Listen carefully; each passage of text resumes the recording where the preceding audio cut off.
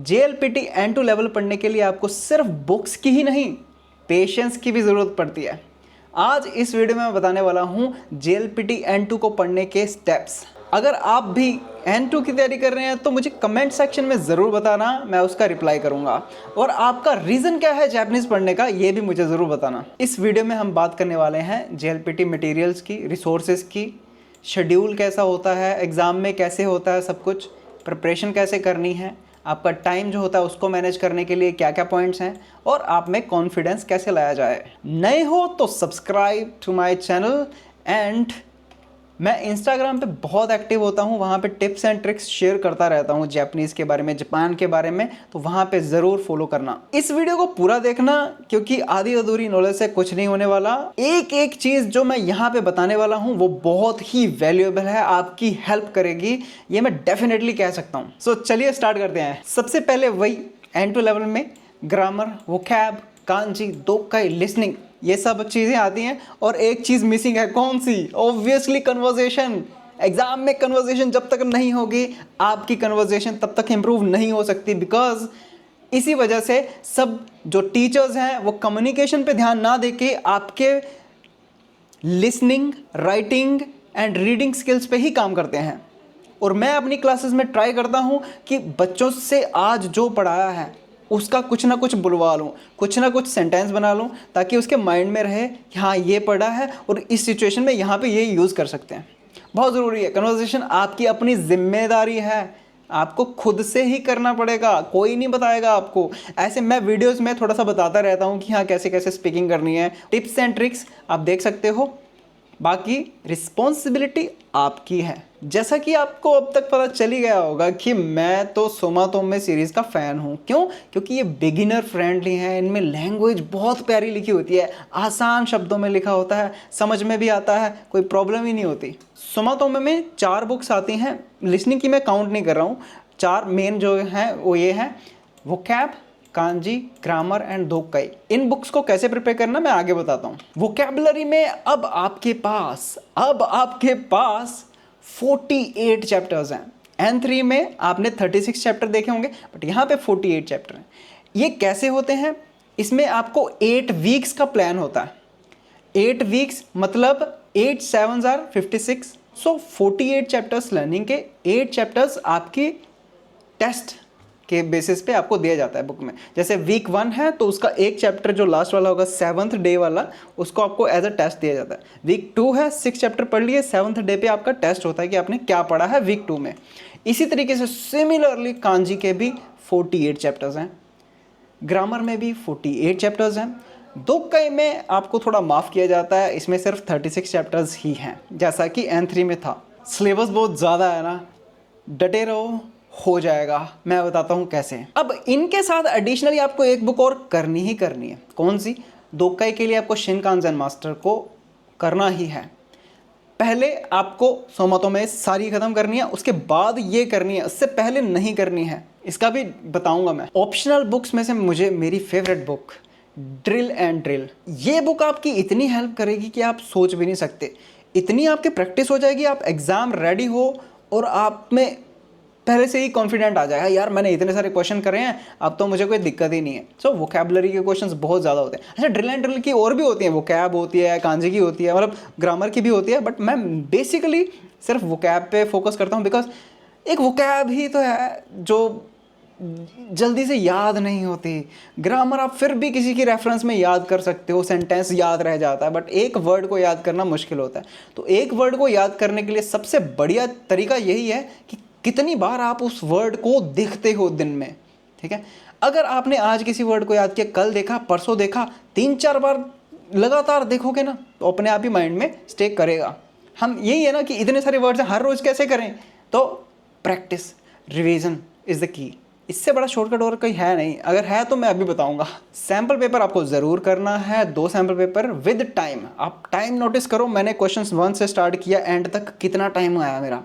एक पैराग्राफ को सोल्व करने में मुझे कितने मिनट लगे, दूसरे पैराग्राफ में कितने, लॉन्ग में, शॉर्ट में, वोकैबुलरीज में कितने मिनट्स आपने स्पेंड किए हैं, एक एक मिनट का हिसाब आपको रखना पड़ेगा। अब बात कर लेते हैं JLPT N2 टेस्ट के पैटर्न के बारे में कि एग्ज़ाम में जाके आपको क्या होगा। जैसे यहाँ पे देख सकते हो कि आपके सिर्फ 2 एग्जाम होंगे, हाँ 2, N3 में 3 थे बट इसमें आपके सिर्फ 2 ही होंगे। इसमें सबसे पहला एग्जाम आपका लैंग्वेज नॉलेज, जिसमें कि वोकैब, ग्रामर, रीडिंग, पैराग्राफ, सब कुछ जो आपके पहले 2 टेस्ट में होता था N3 तक, अब वो एक ही टेस्ट के अंदर आएगा। यस। एंड दूसरा आपको पता है लिसनिंग का डिफरेंट होगा। सो लिखने वाला एग्जाम आपका एक ही होगा और वो 105 मिनट का एग्जाम होगा, वही 1 घंटा 45 मिनट। अब ना इसमें एक खास चीज़ मैं आपको बता देता हूँ कि रीडिंग के नंबर है ना वो डिफरेंट काउंट होंगे। जैसे मैंने N3 में बताया था, अकेले पैराग्राफ्स जहाँ से शुरू होते हैं और ख़त्म होते हैं उसके बीच वाले जितने भी क्वेश्चंस हैं उनमें आपको 19 अबव मार्क्स आने ही चाहिए। बेशक आपके वोकैबलरी, कांजी, ग्रामर वाले सेक्शन में फुल नंबर आ जाएं, अगर रीडिंग वाले पैराग्राफ में मार्क्स कम आ गए तो नहीं चलेगा, फेल हो जाओगे।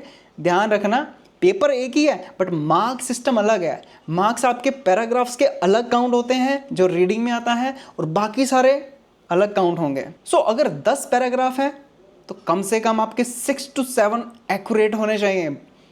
ये बहुत ज़रूरी है N2 के लिए। बाकी लिसनिंग तो आपको पता है, मैं हमेशा बोलता हूँ कि हर रोज़ करनी है, कुछ भी हो जाए, नहीं समझ आए, करनी ही करनी है, कोई चारा नहीं है आपके पास। टाइम मैनेजमेंट बहुत इंपॉर्टेंट है। जैसा कि मैंने आपको बताया कि सैम्पल पेपर लो, सोल्व करो, एक पैराग्राफ खत्म हो गया, टाइम लिख दो साइड में कि हाँ इतना टाइम होगा, दूसरा पैराग्राफ इतना टाइम हो गया। एग्ज़ाम पूरा फिनिश करने के बाद टोटल टाइम देखो कितना हुआ, एग्ज़ाम का टाइम देखो, एग्ज़ाम में कितना देंगे वो टाइम, और फिर देखो कि किस क्वेश्चन में मुझे ज़्यादा टाइम लग रहा है और उसको रिड्यूस करने का ट्राई करो। YouTube पे बहुत सारे रिसोर्सेज है, वोकैब, कांजी, ग्रामर, लिसनिंग, दो कई बहुत बहुत ज़्यादा है। मैं अभी आपको बताता हूँ। जैसे कि वोकैबलरी में निहोंगो नो मोरी करके चैनल है, इसको आप देख सकते हैं। इसकी काफ़ी बढ़िया सीरीज़ है यार, वोकैब की भी, मतलब मज़ा आया था देख के ना। अगर आपको पढ़ना हो, अगर आप में पेशेंस है, अगर आप खुद से इतने डेडिकेटेड हो कि भाई कर सकते हो, देन कर लोगे। वोकैब कांजी का ये यहाँ से हो जाएगा। ग्रामर के लिए भी मैंने निहोंगो नो मोरी को फॉलो किया था। इवन इससे भी अलग वीडियोस बहुत सारे हैं, अच्छे भी वीडियोस हैं, तो उनको भी आप देख सकते हो। पूरी की पूरी प्लेलिस्ट आ जाती हैं। लिसनिंग के लिए आपको भाई करनी ही है। अच्छा, एग्ज़ाम से पहले एक काम किया करो कि जब एग्ज़ाम आएगा उससे 10-20 दिन पहले ना जो YouTube पे N2 की लिसनिंग होती है उसको एक बार सुनना स्टार्ट कर दो। पूरी वीडियो देखो और देखो कि क्वेश्चंस कैसे कैसे आते हैं, कैसे कैसे पूछते हैं, मुझे कितना टाइम मिलेगा, एक क्वेश्चन को बोलने के बाद मुझे कितना टाइम मिलता है सॉल्व करने का। दोक्काई के लिए निहोंगो नो मोरी की यार काफ़ी अच्छी प्लेलिस्ट हैं, मतलब कितनी अच्छी अच्छी वीडियो हैं। उन्होंने एक पैराग्राफ को सॉल्व किया, उसको कैसे सॉल्व किया, उसमें कहाँ कहाँ पे कौन कौन से माइनर चीज़ें हैं जो आपको ध्यान में रखनी है, ये बहुत ज़रूरी है। देखो N2 है, एडवांस लेवल है, तो आपको गा के दो ये जो भी पार्टिकल्स होते हैं इनको ध्यान में रखना होता है। वोकैबुलरी याद करने की चीट कोड जो मैं आपको बताऊंगा वो यही है कि फ्लैश कार्ड्स बनाओ। मैंने आपको एक चीज़ बताई ना अभी पहले वीडियो में कि जितनी बार एक वर्ड को देखोगे उतनी जल्दी से वो याद हो जाएगा। फ्लैश कार्ड्स वही आपको ईजी तरीके से करके देता है। फॉर एग्जाम्पल, आपने एक बार फ्लैश कार्ड्स बना लिए, फ़ोन खोला, जब भी आपके पास 5 मिनट हैं देख लिए वर्ड, 5 मिनट में 10 वर्ड्स देख लिए, ठीक है। आगे कहीं पे फ्री हो, ऐप खोली, जल्दी जल्दी देख लिए वर्ड्स। तो ये आपको रिवाइज करने में बहुत हेल्प करेगा, आपकी मेमोरी में जो वर्ड्स हैं वो रिटेन रहेंगे। ये पर्सनली मैंने ट्राई किया हुआ है और मैंने कई बार अपने इंस्टा स्टोरीज पे भी शेयर किया कि यार आज ये वो क्या पढ़ी, ये वर्ड पढ़ी, है ना। सारी तो मुझे भी याद नहीं रहती हैं बट आपको एक आइडिया रहता है कि हाँ ये कहीं ना कहीं पे वर्ड देखा हुआ है और उसको मैं अंदाजे से उसका जो भी गैस होता है उसको लेके क्वेश्चन को सोल्व कर सकता हूँ। लिसनिंग के लिए आप एनीमे देखते हो, ठीक है, बट अब आप N2 में हो तो मैं चाहता हूँ आप ड्रामा देखो, नॉर्मल जो कन्वर्जेशन होती है उसको देखो, यूट्यूब पे जो न्यूज़ चैनल है उनको देखो, और जो व्लॉगर्स हैं ना जापान के उनको फॉलो करो। इवन फॉरेनर्स जो जापानीज़ बोलते हैं चलते चलते हैं ना, उनको फॉलो करो, वो आपको नेचुरल जापानीज़ सिखाएंगे, बताएंगे, सुनाएंगे। और अगर हो सके तो जापानीज़ पीपल से सीधा डायरेक्ट बात कर लो, कुछ ऐप वगैरह यूज़ करके, सोशल मीडिया पे फ्रेंड बना के। शेड्यूल पूरा बनाओ, एक एक दिन का लिखो कि इस दिन को मुझे ये चैप्टर करना, दूसरे दिन को ये करना, तीसरे दिन को ये करना। छुट्टी छुट्टी नहीं चाहिए, बैठ जाओ। जैसे मैंने यहाँ पे लिखा है 21, यहाँ पे लिखा है G1 V1 L1 K1, ठीक है। G for grammar, V for vocabulary, K for kanji and L for listening. मुझे ये एक एक चैप्टर करना है या फिर मुझे 1 घंटा लिसनिंग करनी है। मैंने लिखा था, हर रोज का लिखा है और उसको क्रॉस करना है जब आपका कंप्लीट हो जाए। तो देखना सेटिस्फेक्शन लेवल कि भाई आज मैंने फोड़ दिया, आज मैंने कर दिया। जो देखने में नामुमकिन लगता है वो करने में मज़ा आता है ना भाई, वो तो अलग ही लेवल है। ठीक है, जल्दी उठो, पढ़ने बैठो, यही टाइम है आपके पास। अब मेरी प्रिपरेशन स्ट्रेटेजी कैसी होती थी, बुक्स तो बता दी, यूज़ कैसे करना है। देखो वोकैब, कांजी, ग्रामर को पहले करना है। सोमा तोमा की ये तीनों बुक्स पहले आपको फिनिश करनी है। वोकैब, कांजी, ग्रामर पहले फिनिश करने पे आपके पास वोकैबलरी होगी, ग्रामर की समझ होगी। उसके बाद आपको दोक्काई स्टार्ट करनी है। देखो लिसनिंग तो ऑलवेज चलता रहेगा, उसके बाद क्या करना है, जब कंप्लीट हो जाए तो दोक्काई की पहली बुक उठानी है, वो सोमा तोमा की है। ठीक है, वोकैब, कांजी, ग्रामर हो गया, दोक्काई पढ़ने में ईजी हो जाएगा, वर्ड्स भी मिलेंगे जो फैमिलियर होंगे आपके साथ, और दोक्काई को सॉल्व करने का आपको मज़ा आएगा, ईजी लगना शुरू हो जाएगा। बट अकेली दोक्काई ही नहीं करते रहना है, उसके साथ क्या करना है, रिवाइज। वोकैब, कांजी, ग्रामर जो अभी पीछे बुक कर ली दिन, उनको साथ में रिवाइज करना है, और नई जो दोक्काई की बुक करनी है। अब जब ये सारा फिनिश हो गया, मतलब ये दोक्काई भी खत्म होगी, revision for vocab, kanji and grammar भी खत्म हो गया, उसके बाद आपको पकड़नी है बुक नंबर 2 ऑफ दोक्काई शिनकानज़न मास्टर। बुक्स और भी हैं, एक स्पीड मास्टर की भी है, ट्राई की भी है, वो भी कर सकते हो, but I recommend Shinkanzen master is must.